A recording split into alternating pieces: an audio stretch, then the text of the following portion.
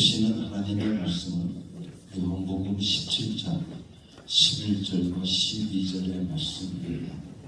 박미자 권사님께서 봉독해 주시겠습니다.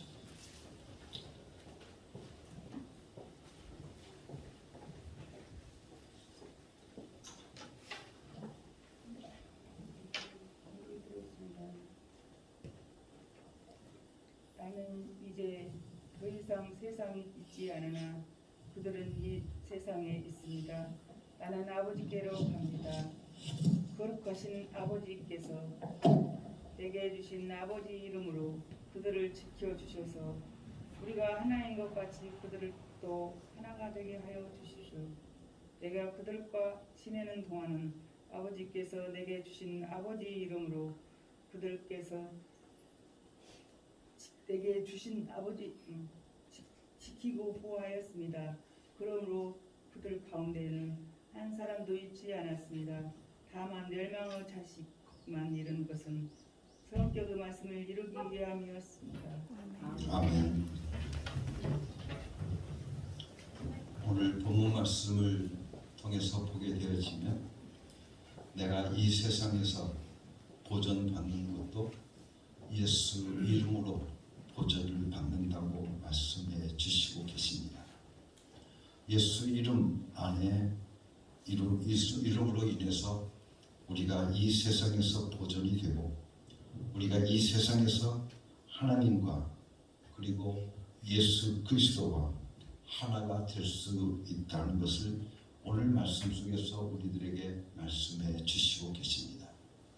아버지와 아들과 성령은 한 분이십니다. 우리가 늘 고백합니다. 성부 하나님, 성자 예수 그리스도, 보혜사 성령님, 이 세 분은 세 인격이 여러분들 인격은 각각 하시는 일들은 각각 다르지만 한 분이신 것을 우리는 믿습니다. 그렇기 때문에 오늘 우리는 이 땅 위에 예수 믿는 우리들도 아버지와 아들이 하나가 되어지는 것은 오늘 말씀을 통해서 보면 아버지께서 나에게 주신 이름으로 하나가 되었다고 말씀하시며 우리 믿는 자들도 예수 이름으로 아버지와 하나가 될 수 있는 축복이 우리 가운데 임하게 되어진다고 우리에게 말씀해 주시면서 우리와 같이 그들도 하나가 되게 하여 주시옵소서 라고 예수님께서 아버지 하나님께 기도하고 있는 말씀을 오늘 우리가 보게 되어집니다. 예수님이 우리를 보존하시는 것도 하나님의 아들에게 주신 그 아버지의 이름 예수 이름으로 보존하였다고 말씀하십니다. 예수님께서 이 세상에 태어나실 때 예수님께서 독생자 예수 그리스도에서 육신을 입고 이 땅에 오실 때 하나님께서 마리아에게 요셉에게 말씀하시기를 아들을 낳으리니 그 이름을 예수라 하라 라고 말씀하면서 이는 그가 자기 백성을 그들의 죄에서 구원할 자이심이라고 말씀해 주시고 계십니다. 그래서 아들을 낳으니까 그 이름을 예수라고 하라고 말씀해 주시고 계십니다. 그런데 오늘 우리가 함께 보았던 요한복음 17장 11절과 12절의 말씀을 보게 되어지니까 아들에게 주신 이름이 하나님의 이름이라고 말씀해 주시고 계십니다. 그렇기 때문에 아들에게 주신 이름 예수, 그 이름 예수도 바로 하나님의 이름이라고 하는 것을 우리가 알 수 있습니다. 그래서 예수라고 하는 이름은 이 땅 위에 오신 아들의 이름이며 분명히 하나님의 이름도 되는 것을 우리가 알 수 있습니다. 우리가 예수라고 한다고 하면 예수님께서 육신을 입고 이 땅에 3년 동안 공생애를 사셔서 그분을만을 우리가 생각하게 되어집니다. 그러나 그 이름은 아들에게만 주어졌다가 가신 다음에 빼앗아 버린 이름이 아닙니다. 하나님께서 애초에 가지고 계시던 이름을 아들에게 물려주셨다는 것을 우리는 꼭 기억해야 되는 것입니다. 그래서 히브리서 1장 4절 말씀을 통해서 보니까 그가 천사보다 훨씬 뛰어남은 그들보다 더욱 아름다운 이름을 기업으로 얻으심이라고 우리들에게 말씀해 주시고 계시는데, 예수님이 천사보다 얼마만큼 뛰어나는가 하게 되어지면, 여기서 보게 되어지면 훨씬이라는 단어를 사용하고 있습니다. 이 훨씬이라고 하는 이 단어는 아주 비교가 안 된다 라고 하는 뜻을 가지고 있습니다. 그렇기 때문에 천사와 예수님은 비교가 되지 않게 아주 다르다 라고 하는 것을 우리들에게 말씀해 주시는데, 완전히 차원이 다를 만큼 아주 다른 이유가 무엇에 있는가 하게 되어지면, 오늘 우리들에게 아름다운 이름을 기업으로 얻으시니라 라고 말씀해 주시고 계십니다. 즉 여기서 기업이라고 한다는 것은 무슨 말입니까? 바로 상속되어졌다는 겁니다. 물려받았다는 뜻입니다. 그렇기 때문에 예수님께서 권세와 능력이 있었던 그 이유는 바로 그분이 하나님의 이름을 물려받았기 때문이라고 하는 것을 우리는 알 수 있습니다. 우리가 생각할 때에는 그렇습니다. 하나님의 아들로 태어났으니까 능력이 당연히 있는 거죠. 우리는 그렇게 생각합니다. 그리고 하나님의 독생자인데 능력이 없겠어? 우리는 그렇게 생각합니다. 즉 예수 그리스도, 하나님의 독생자이신 예수 그리스도께서 여러분들 능력 있다고 하는 것은 당연하다고 생각해서 우리가 그 이름에 대해서는 관심이 없었습니다. 그 아들이 천사와는 비교되지 않는 엄청난 분이 될 수 있었던 이유가 무엇이겠습니까? 그것은 하나님께서 독생자를 이 세상에 보내실 때 그 아들만 보내신 것이 아니라 하나님께서 그 아들에게 하나님의 권세가 담겨 있는 하나님의 이름을 물려주셨기 때문이라고 우리들에게 말씀해 주시고 계십니다. 그랬기 때문에 예수님께서 3년 동안 공생애를 살아가는 동안 엄청난 권세를 가지고 일할 수 있었던 것도 바로 하나님의 이름 때문인 것입니다. 우리가 세상에 태어날 때 부모가 이름을 지어줍니다. 제 이름도 성열입니다. 거룩할 성자에다가 기쁠 열자, 그렇게 거룩하고 기쁘게 살라고 우리 아버지께서 우리들에게 지어준 이름입니다. 그런데 예수 이름은 이런 식으로 지어진 이름이 아니라는 겁니다. 하나님의 모든 권세가 들어있는 이름, 하나님이 가지고 계시다가 아무에게도 내줄 수 없었던 이름을 독생자에게 주어 보내신다는 것입니다. 예수라고 하는 이름은 먼저 하나님의 이름이고, 또한 이 이름을 독생자에게 주셨으니 하나님의 독생자 이름도 역시 예수 이름인 것을 우리는 알 수 있습니다. 그런데 마태복음 28장 19절의 말씀을 보게 되어지면 아버지와 아들과 성령의 이름으로 세례를 베풀라라고 말씀해 주시고 계십니다. 아버지의 이름과 아들의 이름과 성령의 이름으로 세례를 베풀라고 했으면, 우리는 그 이름이라고 하는 단어를 보게 되어지면 오노마라고 하는데, 그 오노마라는 단어가 아버지의 이름, 아들의 이름, 성령의 이름, 그러면 세 개가 되지 않겠습니까? 그러면 세 개면 어떻게 되겠어요? 복수가 되어야 되죠. 그런데 이 단어를 우리가 보게 되어지면 단수로 되어져 있다고 하는 겁니다. 그래서 아버지와 아들과 성령의 이름라고 할 때 그 이름이 단수로 되어져 있다고 하는 겁니다.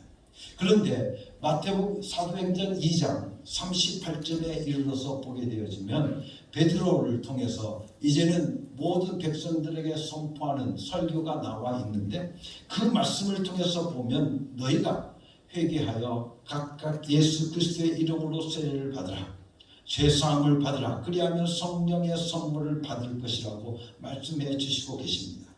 여기서 보면 누구의 이름으로 세례를 받으라고 했습니까? 예수 그리스도의 이름으로 세례를 받으라고 했습니다. 우리가 보면 이 마태복음 28장의 시차와 그리고 사도행전 2장의 말씀의 그 시간의 차이를 보게 되어지면 얼마 정도 될 것 같습니다. 약 10일 정도의 차이가 있습니다. 그래도 10일 정도의 차이가 있는데 예수님께서 올라가시기 전에 하나님 나라의 하나님에게로 가시기 전에 아버지와 아들과 성령의 이름으로 세례를 베풀라고 말씀해 주셨는데 그렇게 명령하셨는데 제자들이 10일도 지나지 않아서 예수 그리스도의 이름으로 세례를 베풀었다 라고 한다고 하는 것은 오늘 우리가 그러면 아버지와 아들과 성령의 이름을 저희들이 까먹었고 잊어버렸고 이제 예수 그리스도의 이름으로 세례를 베풀었다라고 우리는 생각하면 안 되지 않습니까? 그렇기 때문에 우리가 그것을 우리가 보게 되어진다고 하면 바로 단수로 되어져 있다라고 하는 것을 오늘 우리가 보면 아버지와 아들과 성령의 이름은 어떻게 공동 이름이라는 겁니다. 공통 이름인데 바로 그 공통 이름이 바로 예수 이름이라고 하는 것을 우리가 보게 되어집니다. 그렇기 때문에 오늘 우리는 이 말씀을 마태복음 28장의 말씀을 통해서 아버지의 이름도 예수, 성령의 아들의 이름도 예수, 그리고 성령의 이름도 예수라고 하는 것을 오늘 우리가 알 수 있습니다. 그래서 하나님께서 원초에 그 예수라고 하는 이름을 가지고 계셨다가 그게 하나님의 이름인데 그 이름을 독생자를 보내주실 때 그 이름을 어떻게 보내주세요? 예수라고 부르라고 해서 예수 이름을 물려주셨어요. 그리고 성령님께서 오늘 우리들에게 오실 때 무엇을 가지고 오셨어요? 예수 이름을 가지고 오셨다고 요한복음 14장의 말씀을 통해서 우리들에게 말씀해 주시고 계십니다. 그렇기 때문에 오늘 우리는 여기에서 말씀하고 있는 사도행전 2장 38절에서 이 이름을 통틀어서 예수 이름이라고 그랬다는 겁니다. 그렇다고 하면 오늘 우리가 생각해 보면 성령의 이름이 무엇이겠습니까? 바로 예수인 것을 우리가 알 수 있습니다. 여러분들 이해가 되십니까? 이것을 깨닫지 않으면 우리 믿는 사람들의 신앙은 무엇을 어떻게 믿고 나에게 축복이 어떻게 임하게 되는지를 모르게 된다는 겁니다. 성경 말씀을 보니까 예수라는 이름은 하나님 아버지의 이름입니다. 그런데 독생자 아들에게 물려주셔서 아들이 그 이름으로 이 땅 위에 3년 동안 공생애를 사셨습니다. 그러더니 그 이름이 또 누구의 이름입니까? 바로 성령의 이름이라고 분명하게 말씀해 주시고 계신 겁니다. 그래서 사도행전 2장 38절 말씀 속에서 아버지의 이름인 예수 이름으로 세례를 받고 아들의 이름인 예수 이름으로 세례를 받고 이렇게 쓰여 있지 않습니다. 아버지와 아들과 성령의 이름으로 세례를 주라고 하시더니 세례를 받을 때에는 예수 그리스도의 이름으로 받으라고 말씀하고 있습니다. 그러므로 이 세 분의 이름을 합쳐서 우리가 예수라고 부르는 것입니다. 우리는 예수 이름의 권세를 알아야 되는 겁니다. 그래서 요한복음 14장 26절 말씀 속에서 보혜사 곧 아버지께서 내 이름으로 보내실 성령 그가 너희에게 모든 것을 가르치시고 내가 너희에게 말한 모든 것을 생각나게 하리라고 말씀해 주셨는데 보혜사 성령님께서 오실 때에도 예수 이름으로 오셨다고 하는 것을 우리가 알 수 있습니다. 그렇기 때문에 예수 독생자가 올 때도 예수 이름으로 오셨고 성령으로 우리 가운데 오실 때에도 예수 이름이라고 하는 것을 우리는 압니다. 그런데 여기서 우리가 보면 우리가 잊지 말아야 될 것은 의로라고 하는 헬라어의 단어의 뜻입니다. 우리가 이 의로라고 하는 것은 N이라고 하는 헬라어를 쓰고 있는데 이 N이라고 하는 것은 어떤 뜻을 가지고 있느냐 하면 소유하고 동반하고 라고 하는 뜻을 가지고 있습니다. 즉 보혜사 성령님이 오실 때 예수 이름을 소유하고 오신다는 것을 우리들에게 말씀해 주시고 계십니다. 그래서 신명기 7장 6절 말씀을 통해서 보면 너는 여호와 내 하나님의 성민이라 내 하나님 여호와께서 지상 만민 중에서 너를 자기 기업의 백성으로 택하셨나니 라고 말씀하고 계시는데 하나님께서 이스라엘 백성들을 왜 택하셨는지 그 이유에 대해서 말씀하고 계십니다. 이스라엘 민족이 많기 때문에 아니고 굉장한 능력을 가지고 있는 민족이기 때문도 아니라는 겁니다. 오직 이스라엘 민족을 택하신 것은 사랑해서 택하셨다는 것입니다. 이스라엘 선조 조상들에게 하신 이스라엘 족속들을 축복하겠다고 하는 그 약속 때문에 택하셨다라고 말씀해 주시고 계십니다. 그런데 하나님이 이스라엘 백성들을 모델로 그리고 샘플로 택하시고 난 다음에 어떻게 하시는지를 구약을 통해서 우리가 보게 되어지는데, 구약에 이스라엘 백성들의 역사가 기록되어져 있습니다. 그런데 하나님께서 이스라엘 백성들에게 필요한 것들을 다 공급해 주시고 계십니다. 선지자를 보내시고 선지자를 통해서 하나님의 뜻을 막연하게나마 저희들로 하여금 알 수 있게 하셨고, 그리고 예언자를 보내서 예언자의 입을 통해서 앞으로 이루어질 일들을 이스라엘 백성들에게 알려주셨습니다.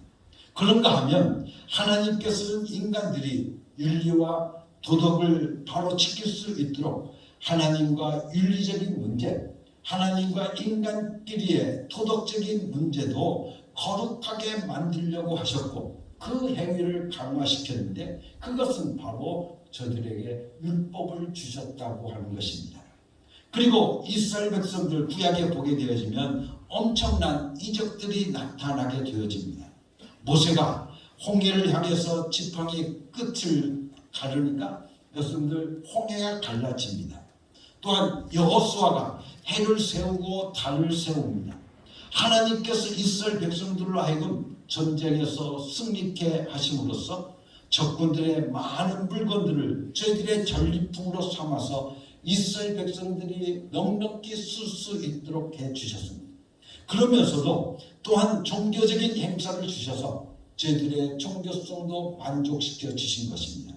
하나님과 화목하도록 수양을 잡게 하여 주시고, 죄를 용서받을 수 있도록 양을 잡아 피를 흘려서 죄에 속지 않은 제사를 드리게 했습니다. 또한 잘못되었을 때에는 심판이 있다는 것을 저들에게 알려주셨습니다. 그래서 노아 시대에는 홍수로 심판하셨고, 소돔과 고모라는 하나님께서 유황불로 심판하심으로써 인간들이 정신 차리게 하셨습니다. 그리고 하나님께서는 이스라엘 백성들을 가난해서 부유하게 만들어 주시기도 하고, 혼란에서 저들로 하여금 평안을 바꾸어 주시기도 했습니다. 혼란된 사회를 질서 있는 사회로 바꿔놓기도 했습니다. 구약에서는 우리 인간들이 필요한 것들 중에서 없는 것이 하나도 없습니다. 우리가 지금 필요하다고 생각하는 것들이 이스라엘 백성들에게 똑같이 다 있었다는 겁니다. 특히 솔로몬의 경험을 보게 되어지면 솔로몬과 같은 부귀영화는 오늘날 문명이 이렇게 발달되었어도 그 수준에 이르려면 아직도 멀었다고 합니다. 그러나 이런 부귀영화, 양을 잡아서 피를 흘리게 하는 종교의식, 율법을 통해서 도덕적으로 행위를 바로잡는 것, 가끔 일어나고 있는 이적들, 또한 선지자들의 주의하라고 외치는 소리들, 이 모든 것들이 인간의 영혼을 죄와 사망에서 구하는 데는 단 한 가지도 아무 효력이 없다는 말씀입니다. 우리는 이 점을 잘 생각해야 됩니다. 오늘날 우리 크리스천들이 예수 믿게 된 후에 이스라엘 백성들이 가지고 있는, 또 가져보려고 했던 것을 우리 예수 믿는 사람들이 가지려고 하는 사람들이 많이 있습니다.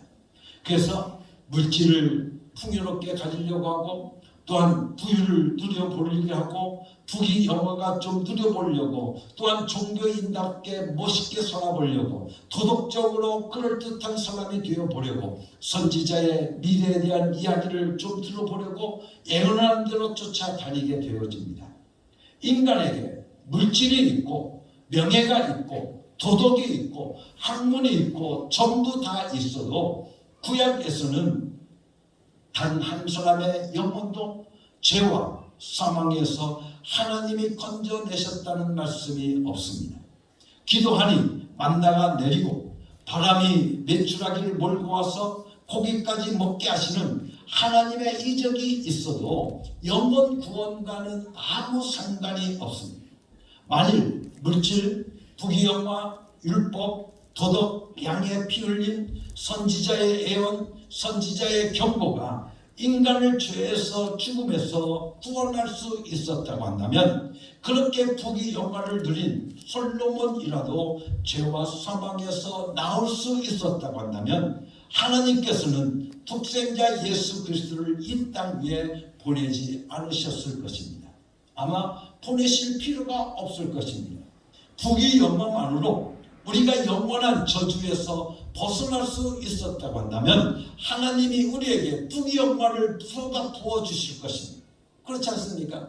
만약 오늘 우리들의 삶 속에서 여러분들 잘되고 오늘 이 땅에서 삶이 오늘 우리에게 잘되는 것이 내 인간의 문제, 죄와 사망의 문제를 해결할 수 있었다고 한다면 하나님께서 오늘 우리들을 평강으로 인도해 주셨을 거라고 생각합니다. 하나님이 우리에게 부귀영화를 쏘아 푸드실 것은 너무나도 당연한 겁니다. 뿐만 아니라 종교인답게 사는 모습이 오늘 우리를 죄와 사망에서 구원할 수 있었다고 한다면 그때요 하나님 자신이 육신의 몸을 입고서 이 더럽고 천한 인간들에게 침뱉음을 당하실 이유가 없지 않았겠느냐, 그 말씀입니다. 종교적인 행위도 인간을 구원할 길이 없는 것은 마찬가지입니다. 결국 하나님께서는 독생자를 보내실 수밖에 없었습니다. 오히려 성경에서는 학문을 초등학문이라고 말합니다. 그래서 골로새서 2장 8절 말씀을 통해서 보면 누가 철학과 헛된 속임수로 너희를 사로잡을까 주의하라. 이것은 사람의 전통과 세상의 초등학문을 따름이요 그리스도를 따름이 아니라고 말씀해 주시고 계십니다. 배운 것 좀 있다고 그것이 인간을 살리지 못한다는 겁니다. 구약시대 사람들은 선지자가 있었고 선지자 너머에 있을 누군가 이스라엘을 구원할 참된 구원자를 기다리고 있었습니다. 양의 피를 흘리며 죄를 용서해달라고 제사를 드리면서도 그들은 양의 피를 넘어서는 참된 피를 흘릴 사람을 수천 년 동안 기다리고 또 기다렸다는 겁니다. 율법과 계명이 있어도 그들은 새 계명을 기다리고 사모하고 있었던 것입니다. 그래서 성경 말씀은 이렇게 말합니다. 예레미야서 31장 31절과 32절 말씀을 보니까 여호와의 말씀이니라.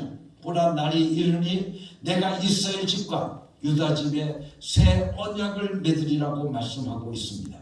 이 언약은 내가 그들의 조상들의 손을 잡고 애굽 땅에서 인도하여 내던 날에 맺은 것과 같이 아니할 것은 내가 그들의 남편이 되었어도 그들이 내 언약을 깨뜨렸습니다. 여호와의 말씀이라고 오히려 이런 선지자의 경고, 율법, 물질적인 부유가 있으면 인간의 죄가 더 가중되더라는 것입니다. 죄라고 하는 것은 알지도 못하고 있었는데 선지자가 나타나서 너 그렇게 살면 하나님의 벌이 내린다 그렇게 말함으로써 인간은 점점 더 죄를 느끼게 되었고 율법이 죄를 깨우쳐 주심으로써 죄의 문제에 휘말리게 되었다는 겁니다. 그래서 로마서의 말씀을 통해서 보면 율법이라고 하는 것은 무엇이냐 하면 죄를 깨닫게 하는 거라고 우리에게 말씀해 주시고 계십니다. 또한 물질이라는 것은 문제를 해결하는 것이 아니라 오히려 문제를 일으키게 되어집니다. 물질이 없을 때에는 괜찮더니 물질이 20억이 생긴다고 가정해 보십시다. 지금 타고 있던 차 이제는 실증 나게 됩니다. 그리고 그렇게 이쁘게 보였던 마누라가 금방 실증 나게 되어집니다. 그것은 실제로 우리 군산 사회에서도 일어나는 거 아닙니까? 옛날 50도에서 여러분들 많은 정말 엄청난 보상이 있었습니다. 그래서 아마 군산의 경기가 제일 좋았던 때가 어느 때인가 하면 바로 그때인 겁니다. 그래서 그때 여러분들 50도에 있는 사람들이 우리가 그때 보면 그랜저가 최고 좋았던 때입니다. 여러분들 그랜저 많이 뽑고 그리고 술집 잘 됐고 또 여러분들 보게 되어지면 어떤 일이 있었냐면 여러분들 남자들이 첩을 얻는 경우들이 굉장히 많이 있었던 것이 그때 있습니다. 그래서 돈이 갑자기 생기니까 여러분들 그 돈을 주체를 못해가지고 그 돈이 오히려 그를 죄악으로 몰고 가더라는 이야기입니다. 선지자의 경고, 율법의 심판, 물질적인 부유만으로는 인간의 문제, 인간의 죽음의 문제, 인간의 죄의 문제가 해결될 수 없다고 말씀해 주시고 계십니다. 오히려 이런 것들로는 인간의 죄가 점점점 드러나고 인간의 죄의 짐이 무거워진다는 겁니다. 그래서 로마서 3장 20절 말씀 속에 보면 그러므로 율법의 행위로 그의 앞에 의롭다 하심을 얻을 육체가 없다고 우리에게 말씀해 주시고 율법으로는 죄를 깨달음이라고 말씀해 주십니다. 뿐만 아니라 로마서 4장 15절 말씀을 통해 보면 율법은 진노를 이루게 하나니 율법이 없는 곳에는 법도 없다라고 말씀하고 계시고 노아서 5장 20절 말씀 속에 보게 되어지면 율법이 들어온 것은 범죄를 더하게 하려 함이라. 그러나 죄가 더한 곳에 은혜가 넘쳐난다고 우리에게 말씀해 주시고 계십니다. 그래서 모든 인간들은 선지자가 있어도 선지자들의 일을 이루어줄 구원자를 열망했습니다. 율법이 있어도 율법을 완성시켜줄 그 어떤 분을 사모하고 기다렸다는 겁니다. 윤리 도덕이 있어도 인간의 죄를 영원히 용서해 주실 분을 기다리고 사모하게 되는 것이고 물질의 여유가 있어도 인간을 영원히 영생케 하시는 분을 사모하게 되었다는 겁니다. 그래서 이렇게 성경은 말합니다. 그러면 율법이 하나님의 약속들과 반대되는 것이냐? 결코 그럴 수 없느냐. 만일 능히 살게 하는 율법을 주셨다고 한다면 의가 반드시 율법으로 말미암느니라. 그러나 이게 아니라는 것입니다. 하나님께서 예수 그리스도를 이 땅에 보내신 것은 선지자나 율법이 있어도 먹고 살 것이 있어도 학문과 교육이 있어도 종교적인 행위가 있어도 도덕적인 의가 있어도 해결할 수 없는 죄와 사망의 문제를 해결하기 위해서라고 말씀해 주시고 계십니다. 인간이 가지고 있는 죄의 그 무거움은 세상의 그 어떤 것으로 해결될 수 없다고 말씀해 주시고 계시는 겁니다.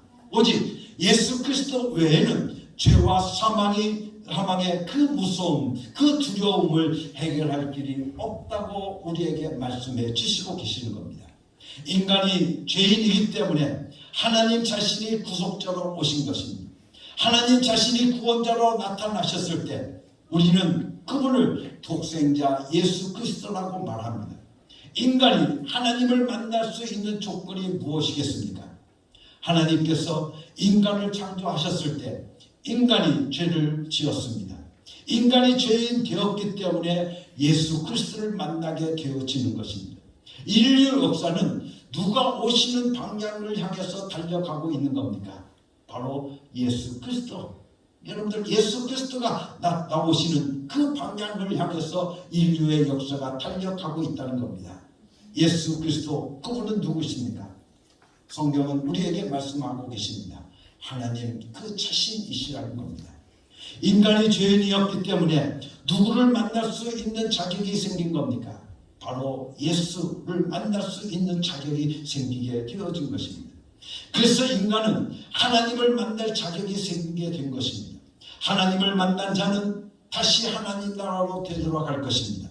아담과 하와가 선악과를 먹었기 때문에 육체로 오신 하나님을 우리가 볼 수 있었고 하나님을 내 아버지라고 부르며 하나님과 영원히 살 수 있는 축복을 받게 되었던 것입니다.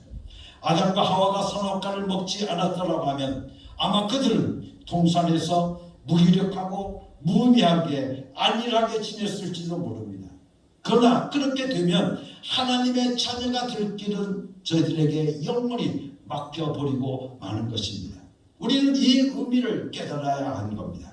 아담과 하와가 선악과를 먹고 죄인이 되고 그것이 나에게까지 그 불순종의 죄가 유전되었기 때문에 나는 구원자 하나님을 만나야만 살 수 있도록 되어진다는 것입니다. 이것이 내가 하나님을 만날 수 있게 된 조건입니다. 지금 내가 죄 없다고 하는 사람은 하나님을 만날 수 없습니다. 내가 무슨 죄가 있어? 여러분들, 내가 무슨 죄를 그렇게 전제하고 오늘 우리가 방문할 수 있을지 모릅니다. 정치가들은 몇십억, 몇백억을 해먹고도 눈 하나 깜짝 안 하는데 내가 무슨 죄가 있는가? 내가 지은 죄가 뭐가 있냐고 우리는 말할 수 있습니다. 그런데 이런 사람은 여러분들 하나님을 만나지 못한 사람, 못 만나는 사람입니다.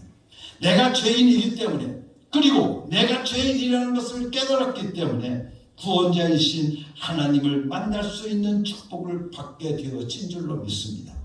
그래서 우리는 내가 죄인이기 때문에 정말 감사할 수밖에 없습니다.